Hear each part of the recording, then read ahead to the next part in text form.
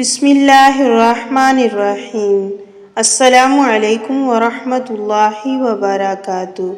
حضرت سعد رضی اللہ عنہ فرماتے ہیں کہ میں نے غزوہ احد کے دن نبی صلی اللہ علیہ وسلم کے دائیں بائیں دو آدمیوں کو دیکھا جنہوں نے سفید کپڑے پہن رکھے تھے اور وہ بڑی سخت جنگ لڑ رہے تھے۔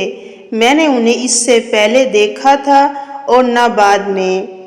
حضرت سعد رضی اللہ عنہ سے مروی ہے کہ نبی صلی اللہ علیہ وسلم سے یہ بات میرے ان کانوں نے سنی ہے اور میرے دل نے اسے محفوظ کیا ہے۔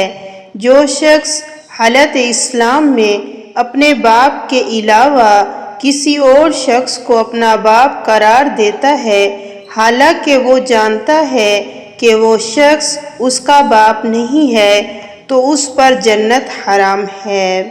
حضرت ابوبکر رضی اللہ عنہ نے فرمایا کہ نبی صلی اللہ علیہ وسلم کو یہ فرماتے ہوئے میرے بھی کانوں نے سنا ہے اور دل نے اسے محفوظ کیا ہے۔ حضرت سعد رضی اللہ عنہ سے مروی ہے کہ جناب رسول اللہ صلی اللہ علیہ وسلم نے ارشاد فرمایا، بہترین ذکر وہ ہے جو خفی ہو اور بہترین رزق وہ ہے جو کفایت کر سکے۔